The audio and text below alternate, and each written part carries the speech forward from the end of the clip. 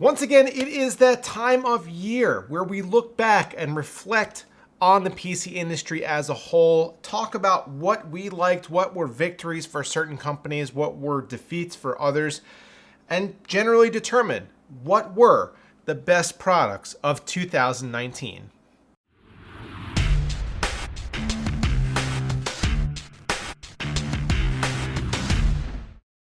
Last year on the channel, I did this same type of video, but I did it all by myself and it was so challenging.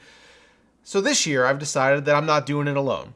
I've actually asked 6 of my YouTuber friends to chime in and talk about what they think is their favorite product of the year.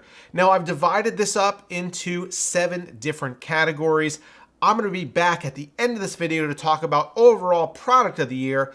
But before that, there are 6 other people that you will see talking about their favorite CPU or their favorite GPU, favorite peripheral, favorite Enthusiast product of the year, favorite case, and favorite cooling solution. So let's get right into it. And this first one, this guy's quite the character.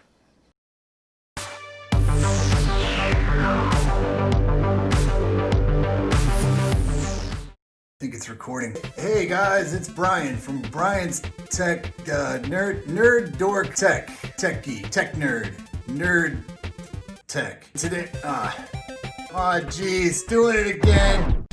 Yeah! F out of here, nerd. Yo, I'm Brian P. I run a little channel called BadCTech where I review peripherals and audio. My pal Brian from BPS Customs here asked me to come on today and talk a little bit about my favorite peripherals of 2019. One product immediately came to mind, and it's a late entry this year, the 1-2 Mecha Mini keyboard from Ducky. See, the original 1-2 Mini was a game changer when it launched. I reviewed it back in January of this year. Not only was it an amazing keyboard, it really helped introduce the mainstream to small form factor boards. It was a crazy value for money, and on a more personal note, it opened the floodgates for what would be my biggest year on YouTube yet. So much so that my friends at mechanicalkeyboards.com helped me to immortalize it in a display that hangs in my studio space. The Mecha Mini is basically the final form of that keyboard. It's refined, it's got a cast aluminum case, nearly a perfect product with exceptional build quality, and in my mind, probably the best production board on the market. And while it does lack hot swap flexibility, it's really an achievement. In the case, the stock keycaps, even the stabilizers. Looks great, sounds great, feels great,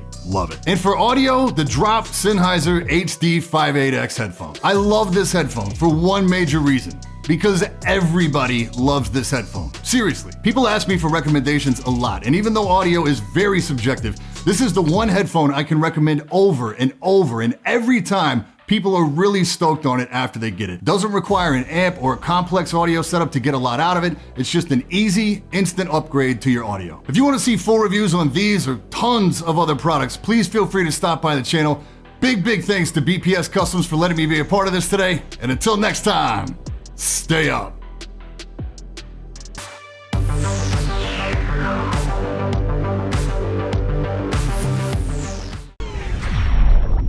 Brian said to introduce myself for this, but come on. So my favorite product for the year was the Coolman 3-body, which I have next to me on the table. This, hopefully Brian can drop in some B-roll, and if he doesn't, he's lazy and you should tell him in the comments. This case is amazing. It's really not good, but it's fun and it's different, and we weren't able to find it anywhere except for actually in China. We had a lot of difficulty, couldn't find it on Taobao or Tmall or AliExpress. We only found it in Huatianbei and Shenzhen in China. And it's fun because it has 2 compartments, not 3. It's called the 3-body, but it only has 2 compartments. And it has a large 200mm intake fan on the top. It has a large 200mm intake fan on the bottom. This one is completely obstructed by glass. That's okay.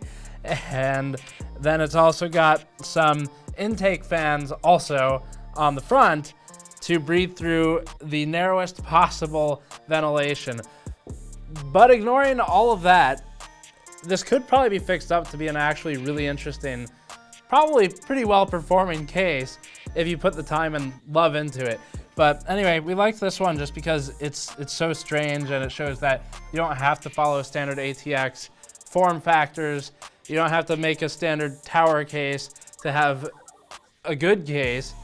This doesn't really prove that point. But it could prove that point if someone stole this idea, like a Western manufacturer stole this idea and then tried to apply some of their brand presence and marketing to it. Maybe something Corsair could do in the future. And then, well, they wouldn't even have to improve it. It'd fit in with their existing cases just fine as is. So anyway, this was our favorite product for the year. It's the Coolman 3-body.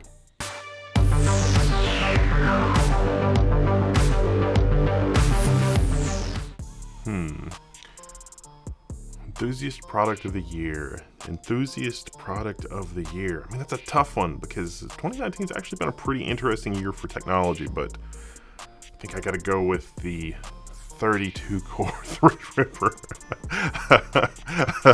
That's an expensive admission to this enthusiast club at $2,000. But even if you don't buy it, you can admire it from afar because it all started with this.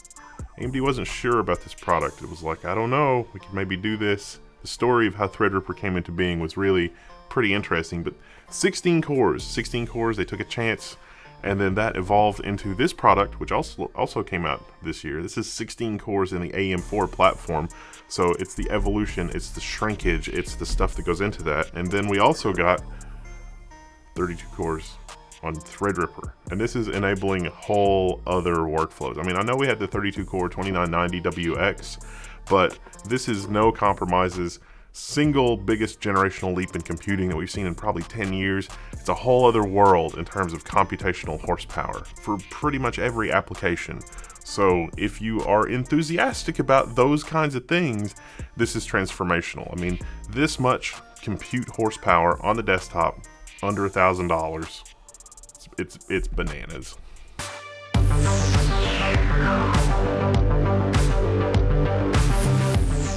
Hey Brian, thank you so much for having me on your favorite things of the year video. I am Jeff with Craft Computing, and if you've never seen my channel before, what you see before you is pretty much what you get. Tech reviews with a side of craft beer. My favorite thing for 2019 is the resurgence of high performance and affordable air coolers, as evidenced by the stack beside me. This trend actually goes all the way back to 2017 when AMD launched their Ryzen processors and introduced their Wraith, Stealth, Spire, and Prism coolers out of the box, meaning that you could actually use a cooler that came with your CPU.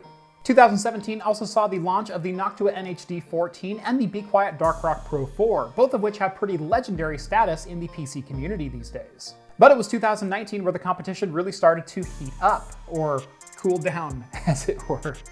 Noctua replaced their NHD 14 with the NHD 15 and introduced a brand new 120mm dual tower cooler in the NHU 12A. And honestly, my vote for best cooler of the year goes to that guy right there. Some other high-end notable coolers released in 2019 are the Scythe Puma 2 and the Deepcool Assassin 3, both of which scored exceptionally well in my testing. But it wasn't just the high-end coolers that received all the love in 2019. Scythe released the Big Shuriken 3, a $50 cooler that stands just barely taller than an Intel box cooler and is an absolutely dominant performer for a small form factor build. And at the lower end of the price spectrum, there's the Deepcool Gamax GT. It's the cooler that put the Hyper 212 on notice that it may not be the best bang for the buck on the market anymore. So my favorite thing for the year is definitely a return of competition to the cooling space. And the Noctua NHU 12A, because this thing is just awesome. Anyway, if you liked my segment, make sure to subscribe to Craft Computing, and I hope to see you around. Thanks again, Brian, for having me on, and we'll see you again. Cheers, guys.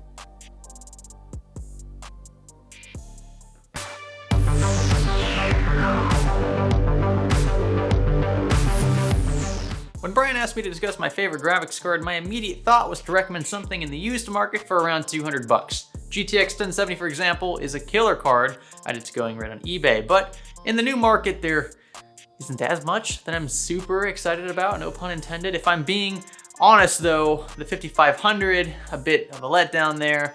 Lower tier NVIDIA cards, traditionally a bit more expensive than AMD counterparts, and the stuff at the top is just way too expensive to wholeheartedly recommend. So that leaves me with the stuff in the middle. RX 5700 XTs from most AIBs are solid 1440p powerhouses for the price and can be found infrequently for less than $400 USD new. Same goes for the RTX 2070, though I'm slightly less enthusiastic about them, seeing as though they're being washed out by more expensive super models. So if you ask me, it's gotta be Team Red right down the middle.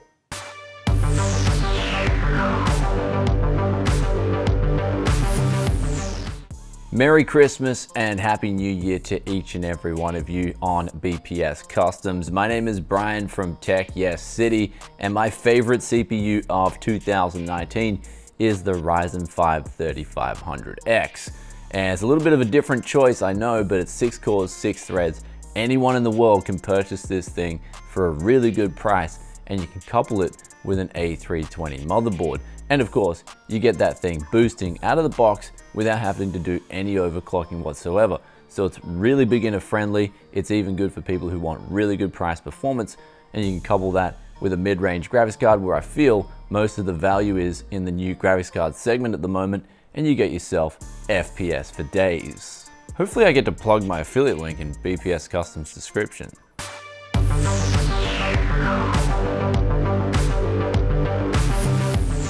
And now let's talk about product of the year, and no surprise to anyone, it's gotta be Ryzen 3rd generation. Now, this may seem similar to what Brian just talked about with CPU of the year, but this more applies to not only the desktop parts, but also the high-end parts.